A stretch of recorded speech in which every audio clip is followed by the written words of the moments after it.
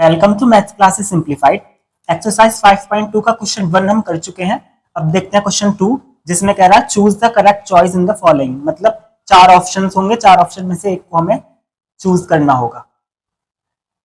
First part है 30th term of the AP. एक AP दी हुई है 10,7,4 और इसका 30th टर्म यानी 30वां पद पूछा है। बहुत ही आसान सवाल है, चलिए इसे शुरू करते हैं करना। सबसे पहले हम अपनी एपी लिखते हैं 10,7,4 डॉट डॉट डॉट डॉट। इस एपी को देखकर हम बता सकते हैं कि हमारा फर्स्ट टर्म यानी प्रथम पद क्या है। तो हम जानते हैं जो हमारा फर्स्ट टर्म होती है उसे हम ए से डिनोट करते हैं और कितनी है यहाँ पर 10। डी होता है हमारा कॉमन डिफरेंस यानी सारवंतर। सारवंतर निकालने का बहुत सिंपल टेक्निक है, दूसरी टर्म में से घटाएंगे पहली टर्म को। सबसे पहले दूसरी टर्म लिखेंगे, उसमें से माइनस करेंगे पहली टर्म को। तो 7 में से 10 माइनस करेंगे तो 3 तो बचेगा, लेकिन बड़ी डिजिट का साइन आएगा -3। तो इस तरीके से ए 10 और डी -3 हम एपी को देखकर बता सकते हैं। हमसे पूछा 30वां पद। ये जो वा पद यानी कि टीएच टर्म लिखा रहता है, 30th टर्म या 30वां पद, इसे एन बोलते हैं। तो यहां पर एन की जो वैल्यू होगी वो होगी 30। अब हमें 30वां पद 30th टर्म निकालनी है, यानी कि हमें A30 निकालना है। A30 30वें पद को बोलेंगे A30, 25वें पद को बोलेंगे A25, 50th टर्म 50वें पद को बोलेंगे A50। बस ए के नीचे सफिक्स में वो वैल्यू लिख देनी है। तो A30 हमें निकालना है। अब हमारे पास फॉर्मूला होता है, हम फॉर्मूले को बहुत डिटेल से पढ़ चुके हैं। ये होता है an बराबर a plus n minus 1 into D. बस इस फॉर्मूले में हमें सारे मान यानी वैल्यूज रख देनी है। सबसे पहले हम फॉर्मूला लिखेंगे an is equal to a plus n minus 1 into D. ये फॉर्मूला होता है हमारा एपी के nth टर्म यानी nवां पद निकालने का। अब हम इस फॉर्मूले में सारी वैल्यू रख देंगे। तो सबसे पहले हम n की वैल्यू रखेंगे 30, तो हो जाएगा A30 is equal to a की जगह रखेंगे 10 प्लस n की जगह कितना 30। भाई यहां भी n था, यहां 30 रखा, यहां n था, यहां भी 30 रखेंगे, -1। d की जगह कितना है -3, तो d की जगह दे देंगे -3। तो अब यहां बचेगा 10 प्लस 30 में से 1 माइनस करेंगे तो बचेगा 29, क्योंकि पहले ब्रैकेट सॉल्व होता है, और मल्टीप्लाई -3। और 29 और -3 की करेंगे मल्टीप्लाई, क्योंकि पहले गुणा सॉल्व होती है। तो 10 ये प्लस और माइनस तो हम माइनस कर सकते हैं, और 29 3 कितने होंगे 87। अब ये 10 प्लस का है और 87 माइनस का है, तो दोनों क्या होंगे माइनस। तो 87 में से 10 माइनस करेंगे तो बचेगा 77, और 87 क्योंकि बड़ा है तो आएगा माइनस का 77। यही है 30th टर्म यानी A30। तो 30वां पद हमारा -77 निकल चुका है, जो कि हमारा ऑप्शन नंबर सी सही है।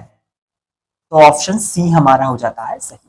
बहुत इजी क्वेश्चन था, बस फॉर्मूले में a की वैल्यू 10 रखी है, n की वैल्यू 30 रखी है और d की वैल्यू -3 रखी है, और यहां भी n की जगह 30 रखा, तो a 30 निकल कर आ गया -77। सेम दूसरा क्वेश्चन है, यहां पर 11th टर्म यानी 11वां पद पूछा है और साफ साफ एपी दी हुई है। इसको भी इसी तरीके से सॉल्व करेंगे। सबसे पहले हम एपी को लिख लेते हैं अपना, और यहां पर हम देख रहे हैं फर्स्ट टर्म यानी प्रथम पद है a -3। डी निकालने में थोड़ा ध्यान देना है। डी निकालने के लिए सबसे पहले हम दूसरी टर्म लिखेंगे, कितनी है -1/2। फिर हमें माइनस करनी है पहली टर्म को। पहली टर्म कितनी है वो भी -3 है, तो ये वाला माइनस तो वो है जो हमें करना ही करना है हर सवाल में। दूसरे में से पहले टर्म को जो माइनस करेंगे ये वो माइनस है। अब एक और -3 लिखना है, तो इस तरीके से दो माइनस हो जाएंगे, इसको हम ब्रैकेट लगा सकते हैं। ये माइनस और ये माइनस हो जाएंगे प्लस, तो क्या हो जाएगा -1/2 + 3। इसके अपॉन में कुछ नहीं है तो लिख लेंगे 1। इसको सॉल्व कैसे करते हैं, एलसीएम लेके, जो नीचे हर है डिनोमिनेटर उसका पहले एलसीएम लेंगे। 2 का और 1 का एलसीएम कितना आएगा 2। फिर तरीका क्या होता है, इस नीचे वाले हर का इसमें करेंगे डिवाइड, तो 2 का 2 में डिवाइड करके कितना आया 1, उसे यहां लिख लेंगे, और ऊपर जो भी टर्म है -1 उससे कर देंगे मल्टीप्लाई, प्लस सेम इधर नीचे वाले हर से तो हमेशा डिवाइड ही करेंगे, तो 1 का 2 में डिवाइड करके कितना आएगा 2 ही आएगा, और जो ऊपर वाली टर्म है उसकी कर देंगे मल्टीप्लाई। बहुत बेसिक कॉन्सेप्ट और बहुत बेसिक चीज है, लेकिन इसमें कंफ्यूजन रहती है बच्चों को, इसलिए इस चीज को ध्यान रखना है। पहले नीचे वाले का एलसीएम लेंगे, फिर डिवाइड करेंगे, जो आएगा उसे यहाँ पर लिख लेंगे और ऊपर वाली टर्म से कर देंगे मल्टीप्लाई। हमेशा यही मेथड लगाएंगे, आराम से हो जाएगा। 1 की -1 में मल्टीप्लाई करेंगे तो कितना आएगा -1 प्लस 2 3 जा कितने होंगे 6 और अपॉन में कितना रहेगा 2। अब हम इनको सॉल्व कर लेते हैं। प्लस माइनस कितना होगा माइनस, तो 6 में से गए कितना बचा 5, प्लस का साइन आएगा क्योंकि बड़ी डिजिट का साइन आएगा तो आएगा 5/2। ये हमारा डी निकल चुका है 5/2। डी निकालने में ही मोस्टली दिक्कत होती है, इसलिए डी को ध्यान से सॉल्व करना है। ए की वैल्यू -3 साफ साफ दी हुई है। अब पूछा 11वां पद, यानी कि n की वैल्यू कितनी पुट कर देंगे 11। तो हम ये वाला फॉर्मूला अप्लाई कर लेते हैं, सारी वैल्यूज रख देंगे। तो फॉर्मूला है हमारे पास an बराबर a + n - 1 into T. a n की जगह रखेंगे 11 इज इक्वल टू a की जगह रखेंगे -3 प्लस n की जगह फिर 11 -1 और d की जगह रखेंगे 5/2 बराबर -3 प्लस 11 में से एक गए बचा 10 मल्टीप्लाई 5/2।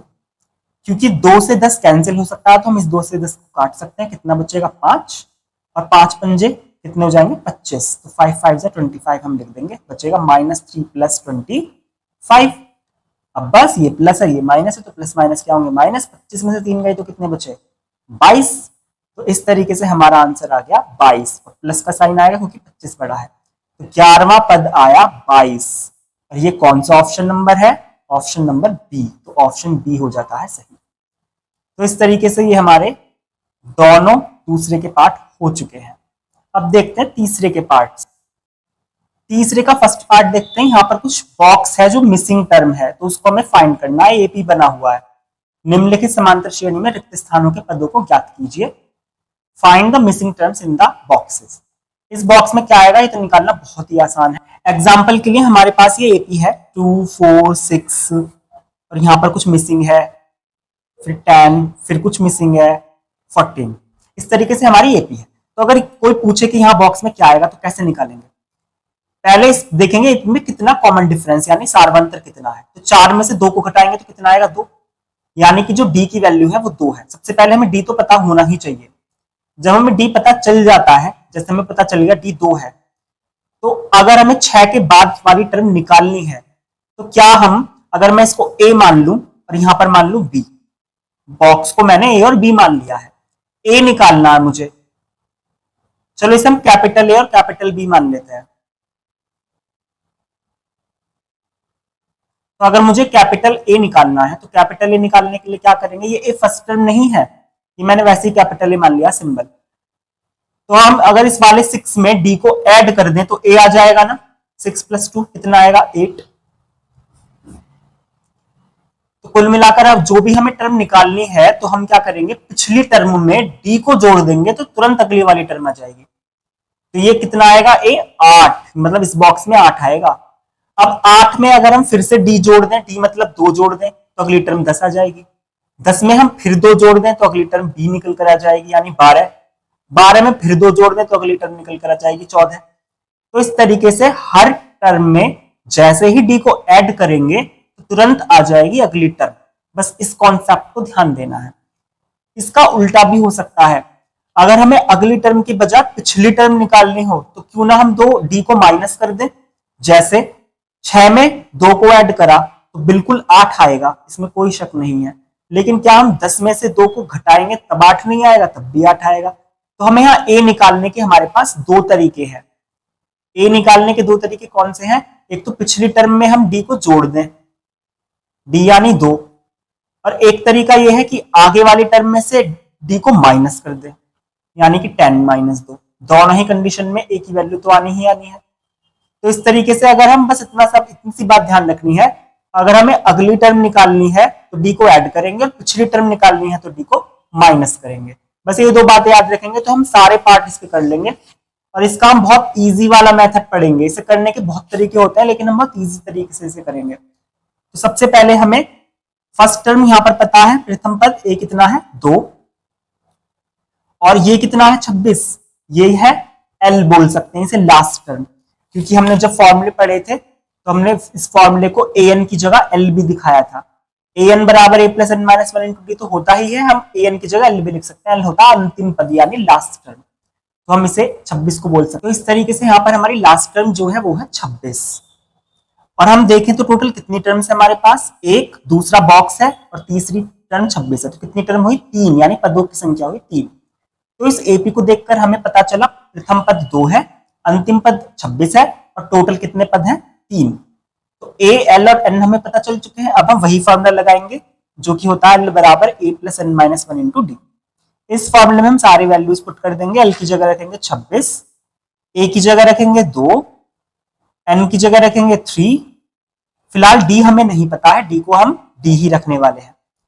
26, ये वाला जो 2 है ये इधर माइनस में जाएगा, ये हमने पहले भी बताया है कि सबसे पहले हम इस वाले 2 को उधर भेजेंगे, ये सॉल्व करने का इजी तरीका है। और यहाँ 3 में से कितना बचा 2 और यहाँ पर क्या बचा 3। 26 में से 2 माइनस करेंगे तो आएगा 24 is equal to 2d। 2 multiply में है तो वो जाएगा डिवाइड में, 24 में करा 2 का डिवाइड, तो यहाँ से लो हमारा d निकल जाएगा जो कि आएगा 12। तो यहाँ से हमारा d कितना आ गया 12। अब हमें ये बॉक्स निकालना है। हम एक काम करते हैं, अपने हर क्वेश्चन के अंदर बॉक्स को कुछ मान लेते हैं। हम इस बॉक्स को मान लेते हैं कैपिटल ए। ये ए फर्स्ट टर्म प्रथम पद नहीं है, ये वैसे ही सिंबल मान लिया। हम कुछ और एक्स वाई जेड कुछ ऐसा भी मान सकते हैं, फिलहाल मैंने इसे ए ही मान लिया है। अब इस कैपिटल ए को निकालने के लिए हम क्या करेंगे, तो हमारे पास कैपिटल ए को निकालने के 2 तरीके हैं, ध्यान दें। हम क्या करेंगे, पिछली टर्म में से अगर डी को जोड़ दे तो तुरंत ए आ जाएगा, जैसे हमने अभी किया था। यहां पर इस वाले 6 में 2 जोड़ा तो ए आ गया 8, और अगर अगली टर्म में से 2 को घटाएंगे तो पिछली टर्म भी आ जाएगी। दोनों ही कंडीशन में आएगा, ध्यान रखना। बस इतनी सी बात को याद रखेंगे तो हमें ज्यादा दिमाग नहीं लगाना किसी भी सवाल में। तो हमें ए निकालने के लिए या तो 2 में ऐड कर देंगे 12 क्योंकि डी 12 आया है, या 26 में से माइनस कर देंगे 12 तब भी ए आ जाएगा। दोनों ही तरीके से कर सकते हैं, तो बस हमें ज्यादा दिमाग लगाना नहीं है। हम अपनी सेकंड टर्म जिसको हमने कैपिटल ए सिंबल नाम दिया है उसे निकालने के लिए हम क्या करेंगे, तो क्या करेंगे 2 में ऐड कर देंगे डी को, डी यानी 12 को, तो 2 प्लस 12 कितना हो जाएगा तो 14। तो इस तरीके से हमारा जो बॉक्स है मिसिंग टर्म वो 14 आ चुकी है। चाहे तो हम 26 में से भी 12 माइनस कर सकते हैं तब भी 14 ही आएगा। अब फर्स्ट क्वेश्चन तो हो गया बहुत इजीली से, हर बच्चा कर भी लेता है, लेकिन दिक्कत सेकंड में आती है। सेकंड को करने के कई मेथड है। यहाँ दूसरी टर्म 13 है तो a प्लस डी बराबर 13 करके, और चौथी टर्म 3 है तो a प्लस 3d बराबर 3 करके 2 इक्वेशन बनाते हैं, फिर उसे सब्सटीट्यूशन या एलिमिनेशन मेथड से सॉल्व करते हैं। वो बहुत ही लेंथी प्रोसेस है, लेकिन हम इसको बहुत शॉर्टकट तरीके से करेंगे, बहुत आसान तरीके से। तो हम क्या करेंगे, सबसे पहले तो बॉक्स को कुछ मान लेते हैं, क्योंकि हम ABCD नाम दे रहे हैं तो हम यहां भी इसको कैपिटल A और इसको कैपिटल B नाम दे देते हैं। हमें A और B की वैल्यू फाइंड करनी है। अब हम क्या करेंगे, 1 सेकंड के लिए इस बॉक्स को यहां से हटा के फेंक देते हैं बाहर। अब हमारे पास कितना बचा, हम लिखेंगे लेट यानी माना, जो हमारे पास AP है वो है तो A 13 B और 3, लेकिन हम A को हटा देते हैं पूरे तरीके से सवाल से। क्या बचा 13 कॉमा बॉक्स जिसमें B वैल्यू है कॉमा 3। अब इस सवाल को और इस सवाल को जरा ध्यान से देखना, दोनों सेम नहीं हो गए। तो जब हमने ये सवाल कर लिया तो क्या हम फिर इस सवाल को नहीं कर सकते, बड़े आराम से कर सकते हैं। और रही बात A की तो वो तो निकल ही जाएगा बाद में, पहले हमें सिर्फ B को निकालने पर फोकस करना है। अब B हम ऐसे ही निकालेंगे जैसे यहाँ पर हमने A निकाला था, तो निकालना तो बड़ा आसान है। अब यहाँ पर A कितना है, फर्स्ट टर्म कितनी है, यहाँ पर 13 है, 3 क्या है लास्ट टर्म है L, टोटल कितनी टर्म्स है 3 है। अगर हम इसको देखें तो भले ही 4 नजर आएगा, लेकिन हमने A को पूरे तरीके से सवाल से हटा दिया है, तो हमारी टर्म्स भी 3 ही बन चुकी हैं। फर्स्ट टर्म हो चुकी है 13 और L लास्ट टर्म हो चुकी है 3। ALN जैसे हम यहाँ पता थे ऐसे यहाँ पता चल चुके हैं। अब हम फॉर्मूला लगाएंगे यही वाला, तो L बराबर हो जाएगा A plus N minus one into D. ये बहुत इजी तरीका है, वरना तो इसमें सब्सटीट्यूशन या एलिमिनेशन मेथड लगाना पड़ेगा, प्रतिस्थापन विधि या विलोपन विधि। अब L की जगह रखेंगे 3, A की जगह रखेंगे 13 प्लस N की जगह रखेंगे फिर से 3, और D तो खैर हमें निकालना ही है। अब ये प्लस का 13 इधर जाकर क्या हो जाएगा माइनस का 13, यहाँ 3 में से एक गए बचे 2 और D, 3 और 13 को माइनस करेंगे तो बचेगा -10 इज इक्वल टू 2d। 2 जाएगा डिवाइड में, तो 2 का 10 में डिवाइड करेंगे तो आएगा -5। तो d की वैल्यू हमारी -5 निकल चुकी है। अब d निकल चुका है तो b निकालने के लिए हम क्या करेंगे, 13 में ऐड कर देंगे d को, या 3 में से माइनस कर देंगे। तो 13 में ऐड कर देंगे d को तो अगली टर्म आ जाएगी। पिछली टर्म में जब हम d को जोड़ेंगे तो अगली टर्म आ जाएगी, बस ये बात ध्यान रखनी है। तो फिलहाल हमें b निकालने के लिए हम क्या करेंगे, 13 में जोड़ेंगे d को, ध्यान रखना है। तो 13 में जोड़ेंगे, d की वैल्यू कितनी है, -5 है। वो बात अलग है कि प्लस माइनस माइनस हो जाएंगे। तो 13 में से 5 गए, कितने बचे, तो बचे 8, यानी कि b की वैल्यू आ गई 8। लेकिन अब सवाल में हमने जो फैक्ट दिया था उसे वापस देख लेते हैं। अब जो हमारा ये सवाल है उसमें a कितना होगा अगर हमें ये निकालना हो तो। अब हमारी असली सवाल तो हमारा ये था जिसमें 4 टर्म्स थी, लेकिन हमने क्या करा था, इस सवाल में कुछ बदलाव करके इसकी सिर्फ 3 टर्म को सॉल्व किया था। लेकिन हमने यहां से जो d निकाला है, क्या वो यहां पर बदल जाएगा, मतलब इन दोनों के बीच का जो गैप है, कॉमन डिफरेंस है, इन दोनों के बीच का जो कॉमन डिफरेंस है, तो वो अगर वो 13 से पहले वाली टर्म पर लागू करेंगे तो क्या वो बदल जाएगा, बिल्कुल नहीं बदलेगा। तो हमने इस टर्म को भले ही हटा दिया हो सवाल से, d की वैल्यू यहां जो निकली थी यहां भी वही रहने वाली है, क्योंकि एपी के अंदर कभी भी d बदलता नहीं है।